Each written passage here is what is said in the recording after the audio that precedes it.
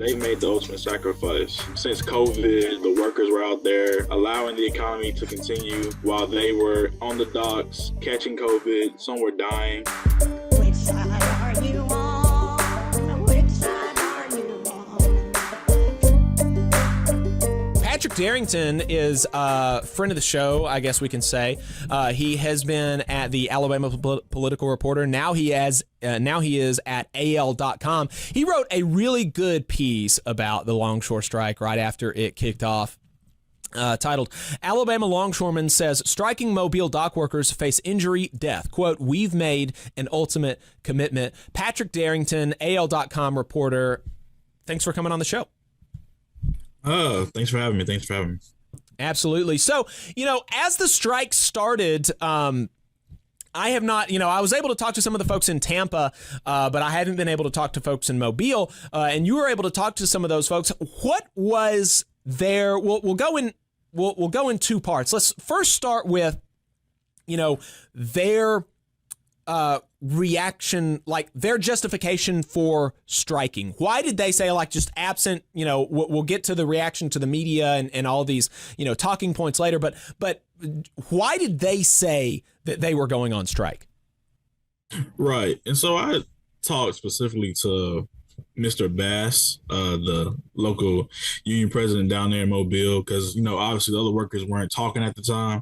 And, he just explained how, like the article said, they've made the ultimate sacrifice. Since COVID, the workers were out there allowing the economy to continue while they were on the docks catching COVID. Some were dying, as he explained to me. And as you said, during that time, the companies were, according to CNN, I saw a report, they were making like $400 billion from 2020 to 2023. Their profits, the top end profits were like $400 billion. So all of that's going on. Then you have automation that's creeping in, and there's arguments about whether automation can help or hurt, but at the same time, from the perspective of a worker in a company, for workers, they see automation as a thing that's going to take their jobs. And so, obviously you're going to be opposed to that. And that's what some of them explained to me off the record. And I think we're going to talk about that as well. But yeah, I think we all have seen, like, for companies, whether it's a choice between workers and automation, well, who do you have to pay? Who do you have to give benefits to? Right. Real people or machines? So they're going to continue to automate to the extent that they can to maximize their own profits. So that's another issue. And yeah, just overall, the fact that if you look at the West Coast, like you said, recent negotiations, they have 40, they maxed out, or they begun at $40. Meanwhile, for, those on the East Coast, their top pay is $39. And like you said, a lot of misinformation was going on about, claims that the top or the beginning pay for those on the East Coast is $39, which is not true. It's in the contract. You can go online to ILA union and you see the contract. You can look through all the details for the previous contract, and they start at $20. So yeah, those were the reasons that Bass was telling me. And I did talk to some workers off record. They said pretty much the same thing as him. Some of them, I spoke to one guy, he's been there, I think he said 50 years. Yeah, he said he started, he was 16, he's 66. Yeah, 50 years. He said he's seen people, he's seen people that have been killed, injured on the job. He said it has improved, but he did say that, the workers still deserve better. And so, yeah. Could you tell us a little bit more about the Mobile local? How many members are there? And, did you get into like some of the specifics about like what they do on the job? Like, what does it look like to be a longshoreman? Were you able to talk to them about that? Right. Yeah. Obviously there's different, so the numbers, so I didn't get there till the morning. They started the strike at 12:01. I didn't get there till like 8 a.m. At the time that I got there were in the location I was at, they were striking across different locations across Mobile, like APM terminals, at the port and stuff like that. So I think the location I was at, there were about 50 or so people. I think when they first started, there were about 160 to 170. I think they were like doing shifts to, obviously have people that would come in during the morning or during the day or during the night to continue the strike effort. So you have different people coming in and out. And so I think overall the union has, I think conservatively, according to union facts, because there's a lot of um, nothing concrete, and I haven't got information from the union themselves, but I think about 338 according to union facts, and that's like 2022 data. So about 338 members down there in Mobile, like the local 1410. And yeah, so you have different people doing different jobs. You have people dealing with the freights. You have people doing automation, like in the I forget the name of the machine, doing stuff like that. You have people doing, um, on close to on the ships doing that type of work. I'm blanking on some of the specifics that they told me because a lot of this is off record, like I said. But the danger. I think the thing that told me was the danger, though. You have things above you. You have cargo. Right. You have things. You have cargo coming this way. You have wood flying towards you. Yeah, one of the workers he explained. Imagine you have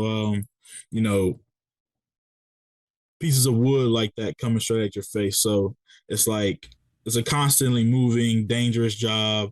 The inclement weather that they have to deal with, everything of that. And so, yeah, they're all doing different things. And again, like you said about the makeup of these workers, I think from when I spoke to them, I spoke to the union. I don't want to say spokesperson, but representative with the union, and she told me that they are majority black down there in Mobile, for example. So, but while I was out there were like white individuals as well, but majority black. So to the notion of privileged workers and who does this dangerous work. Hey, 5 seconds. Just wanted to say that this is only possible because of our donors. If you want to see more of this, then consider donating yourself at tvlr.fm/donate. Yeah, I'm interested in how they how did the people respond that that you were able to talk to? How did they respond to some of the things that were being said about them in the media? Right? Specifically, the Mobile Chamber of Commerce CEO Bradley Byrne, really disparaging the strike and the workers and all this kind of stuff. How did how did the workers respond to these kinds of things that were being said about them? Right. And so, yeah, Bass, starting with Bass, he said that he told me and my coworker, John Shark, we were both interviewing him. He was like, he should just come. Well, for one, he said, I'm not a politician. This is what Bass was saying. He said that Byrne is a politician and they're pro-business. So they're always going to be doing things that are, business aligned. And then he said that he should come work a day in his shoes and see, how it actually is. And he explained, how, again, they made the ultimate sacrifice. Like, everybody loves watching Alabama football, Auburn football. A lot of dock workers, they don't get that privilege. They miss holidays, miss birthdays, miss everything like that. He also said that often, I think from Byrne and other people, you often hear Ivy, I'm pretty sure an example, you often hear about we have the fastest growing port in the nation, I want to say. Forgive me, somebody fact check me. I don't know if they were saying nation, but they have the fastest growing port. And so Bass, he said like, so, but who is responsible for making it the fastest growing port? So the workers, that's what he said. And so if you're going to say that, but he's never heard Byrne, compliment the workers. And so I did talk to some other people again off the record, and they were essentially saying, same things as Bash, like come work in our shoes, and it's like how are we selfish when again we've done all of this to allow the consumers to live their lives, and so now that they are at the table trying to get what they deserve and are able to get based on the contract negotiations that gave them a 60% raise, like they didn't really obviously didn't agree with what they were hearing and seeing, and so yeah. Exactly. Yeah, that's always been my position. People that say that, it's like I'm thinking now about the coal miner strike, how there were some numbers going around about how some of the miners made $100,000 and so therefore they shouldn't be striking and all this kind of stuff. And I've always just thought, well, if you think that's too much money, like if it's really such a great deal that they're getting, then you should go and work.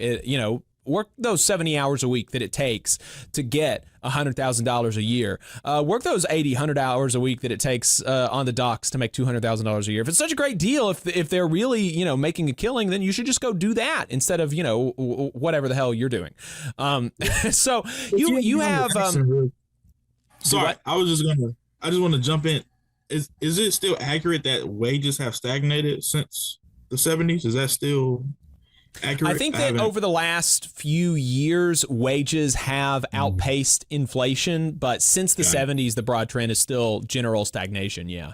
Gotcha. While productivity has gone. Right. Yeah, exactly. Yeah, we're producing. Yeah, well, and that's right. And when I was talking to the folks down in Tampa, they mentioned how, used to like 30, 40 years ago, there were 1,000 people in that local doing work, and now there's only about 200. And they're pulling into the Port of Tampa multiples of how much goods they were shipping in 30, 40 years ago, when they had 3 or 4 times the members. They were doing 3 or 4 times less as far as production, as far as bringing stuff in and out. And so, yeah, they're way, way, way more productive. And then the longshoremen specifically, over the last 20 years, their pay has decreased in inflation-adjusted dollars by 11%, the longshoremen specifically. You just saw a clip from the Valley Labor Report. We are live every Saturday morning from 9:30 a.m. till 12:30 p.m. And we pride ourselves on keeping all of our content free to everybody so that we can talk to as many working folks as possible. If you support the work that we're doing, you think that it's important, you think that it's good, then consider making a monthly contribution to the project, and you can do that on our website, tvlr.fm.